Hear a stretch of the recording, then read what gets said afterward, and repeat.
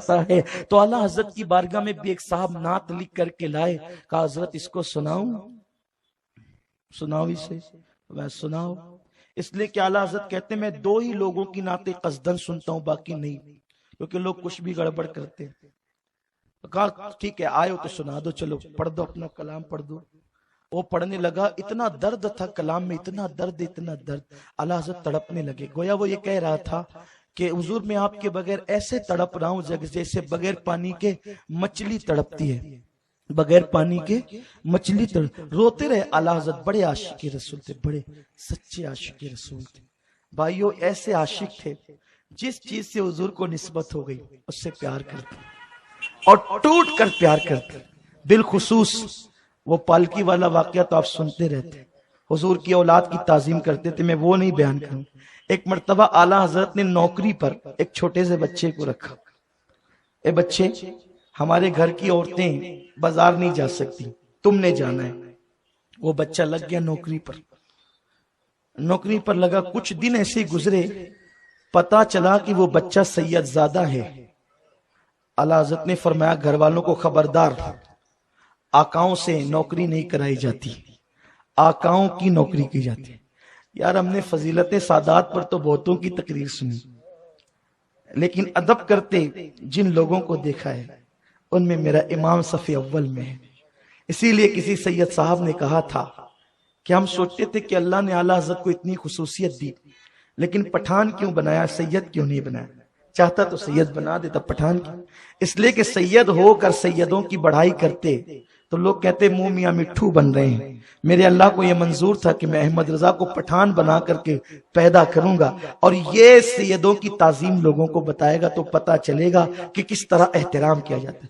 فرمایا آقاؤں سے کام نہیں لیا جاتا، جتنی تنخواہ ان کی طے کی گئی تھی، اب یہ نہیں کہ کام نہیں لینا تو ٹھیک ہے زیر صاحب اب آپ جائیں، نوکری سے ہٹا دیا، نہیں، کیونکہ نوکری سے ہٹاؤ گے تو بیچارے کا نقصان ہو۔ میں لفظ بیچارے سے بھی توبہ کرتا ہوں، اسی لیے کسی نبی کے شہزادے کے لیے، ارے جو سارے چاراؤں کا، سارے بیچاروں کا جو چارہ ہے اس کی آل کو بیچارہ کب کہہ سکتے؟ ابھی وہی بات تو ادب کی چل رہی ہے۔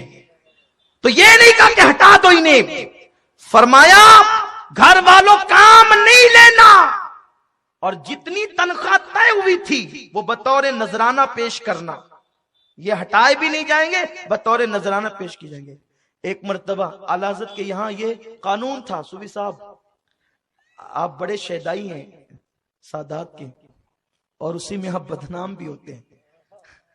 اعلیٰ حضرت بھی ایسے کچھ بدنام ہوتے تھے، لیکن جو ان کی آل کے لیے بدنام ہوتے ہیں نا، پھر وہ بڑے نامور ہوتے ہیں، اس لیے کہ اعلیٰ حضرت نے خود الملفوظ میں فرمایا، مجھے بات یاد آتی ان کے عشق کی، بہت خاص بات تذکر ہوں۔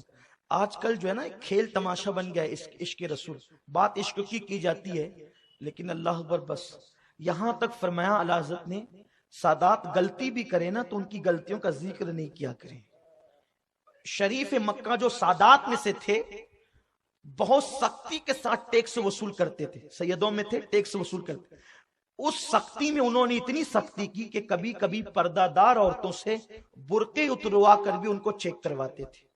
ایک بہت بڑے عالم صاحب حج کے لیے گئے، ان کی گھر کی عورتوں کو جب برقعے اتار کر کے چیک کروایا تو وہ ایک دم غصے میں لال پیلے ہو گئے، اور اتنی بد دعائیں دی شریف مکہ کو، سید صاحب کو، کہ اس کا تو یہ ہو جائے اور اس کا تو وہ ہو جائے اور ایسا ہو جائے ویسا ہو جائے۔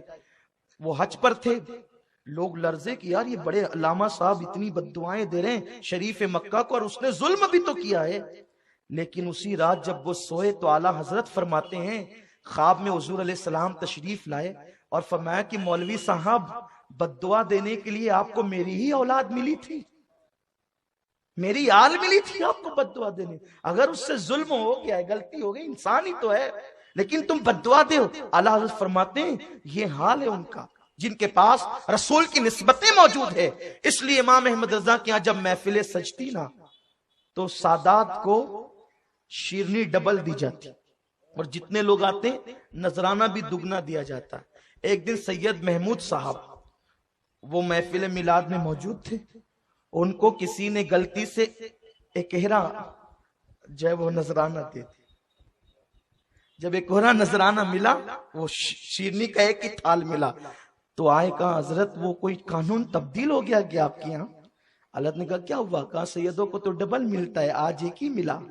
جلال میں کہا شیرنی آج باٹی کس نے؟ کوئی نئے آدمی نہیں، بلاؤ اس کو، بلاؤ بلاؤ جلدی بلاؤ۔ وہ آئے، کہا کیا کیا تم نے؟ شیرنی کم تھی؟ نہیں۔ کہا انہیں ایک کیوں دیا؟ سادات کو تو ڈبل دیا جاتا ہے نا اپنے یہاں۔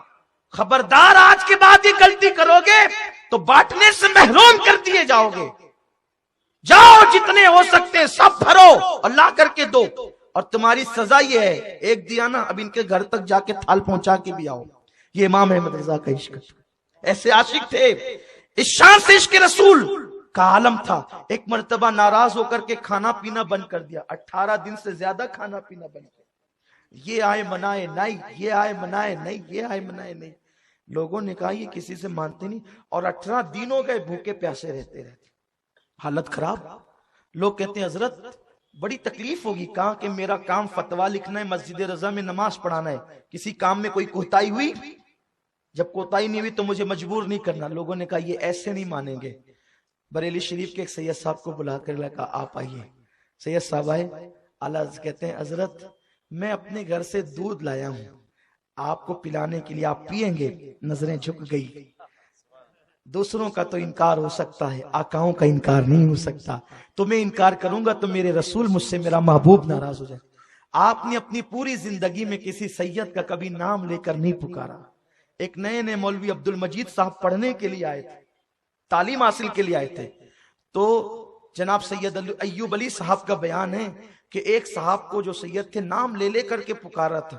وضو خانے پر جب آپ نے سنا تو کہا کہ بلا اس کو، یہ کون پکار رہا ہے؟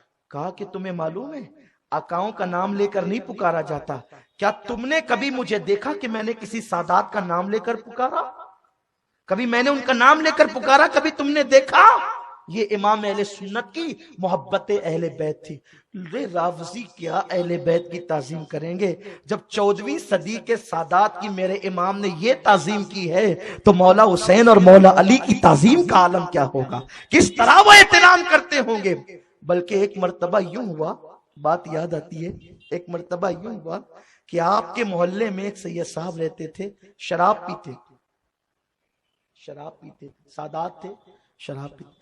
اعلیٰ حضرت نے میلاد النبی کا جلسہ، آپ میلاد النبی کا جلسہ رکھتے تھے، اس میں 3-3 4-4 گھنٹے بیان کرتے تھے، لیکن 2 زانوں بیٹھ کے بیان کرتے تھے۔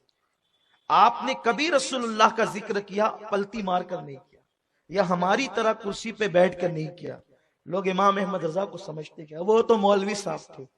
ہم کہتے تم ان کی مولویت دیکھتے ہو، وہ اپنے وقت کا مولائے روم تھا، وہ اپنے وقت کا سرمت تھا، وہ اپنے وقت کا منصور تھا۔ مجھے حیرت ہے جس نے 1200 سے زائد عشق رسول پہ کتابیں لکھی ہو، جس نے ہمارے عشق رسول کی حفاظت کی ہو، اس انہیں وہ مولوی صاحب تھے۔ ارے وہ مولوی ہوتے تو اعلیٰ حضرت اشرفی میاں جیسا ان کے لیے چلتی ہوئی ٹرین میں کھڑا نہیں ہوتا تعظیم کے لیے۔ وہ صرف مولوی ہوتے، مولوی کیا مولوی جو ہے حضور اشرفی میاں کے زمانے میں کم تھے؟ اشرفی میاں کوئی معمولی آدمی ہے؟ اعلیٰ حضرت اشرفی میاں کوئی معمولی آدمی ہے؟ ایک پیر صاحب سے ملاقات ہوئی، پیروں میں کمپٹیشن چلتا ہے نا۔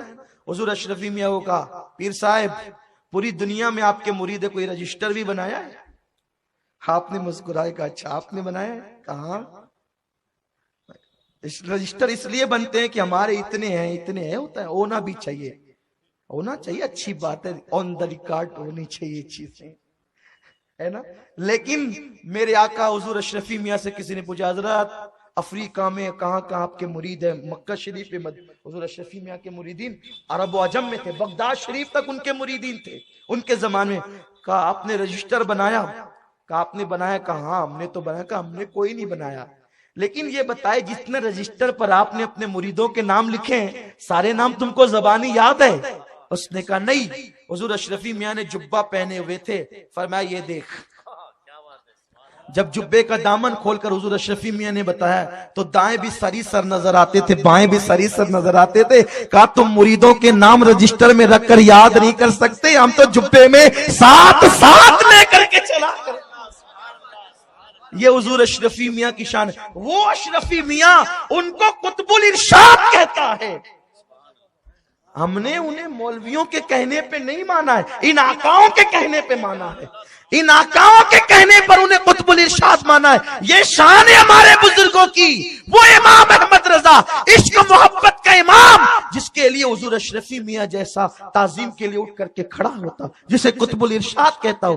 ارے اپنے بیٹے کو، حقیقی بیٹے کو اور اپنے نواسے کو علم حاصل کرنے کے لیے اعلیٰ حضرت کی بارگاہ میں بھیجتا ہو، وہ اعلیٰ حضرت حضور سلطان الواعظین سید احمد اشرف رحمت اللہ تعالی علیہ اعلیٰ حضرت کے شاگرد بھی ہیں، خلیفہ بھی ہیں۔ حضور محدث اعظمین اعلیٰ حضرت کے شاگرد بھی خلیفہ بھی ہیں۔ ایک مرتبہ محدث اعظمین فرماتے ہیں، میں نے عرض کیا حضور ہم لوگ اتنی محنت کر کے کتابوں میں محنت کر کے آتے ہیں، لیکن آپ کو تو ہم پڑھتے بھی نہیں دیکھتے، اور آپ بوجھ بغیر دیکھے بتا دے تو محدث اعظمین کو اعلیٰ حضرت جواب دیتے ہیں، شہزادے میرے پاس تو کچھ نہیں ہے، یہ سب حضور غوث الاعظم کی عطا ہے، ان کا کرم ہے۔ حضور محدث اعظم کہتے ہیں تو اس دن مجھے احساس ہوا تھا کہ یہ لوگ تو جو در والے ہیں بہت کچھ لوٹ کر لے گئے، میں گھر والا ہو کر جہاں کے تہاں، لیکن یہ ان کی عاجزی تھی، وہ بھی کوئی کم نہ تھی، عاجزی سے کہا۔ اور حضور محدث اعظم فرماتے ہیں اعلیٰ حضرت کے قلم کو اللہ نے اپنی حفاظت میں لے لیا تھا، اور اعلیٰ حضرت غوث الاعظم کے ہاتھ میں ایسے ہی تھے جیسے کاتب کے ہاتھ میں قلم ہوا کرتا ہے۔ تو عرض یہ کر رہا تھا کہ وہ نعت خواں نعت لکھ کر لائے، اور یہ تھا کہ میں آپ کے بغیر ایسے تڑپتا ہوں جیسے پانی کے بغیر مچھلی تڑپتی ہے۔ میرے امام نے جب نعت پوری ہو گئی اور فرمایا، اے بندے، اے نعت لکھنے والے، جو تو لکھ کر لایا ہے اگر وہی تیرے دل کے جذبات ہے تو احمد رضا تیرے پیر چومنے کے لیے تیار ہے، اور جو تو لکھ کر لایا ہے اگر وہ تیرے دل کے جذبات نہیں ہے تو تو اللہ سے ڈر، کتنی بڑی بارگاہ میں تو جھوٹ بول رہا ہے، کتنی بڑی بارگاہ میں تو جھوٹ بول رہا ہے۔ جس کی نگاہ سے خدا کی ذات نہ چھپی، اس کی نگاہ سے تیرے دل کے جذبات چھپیں گے۔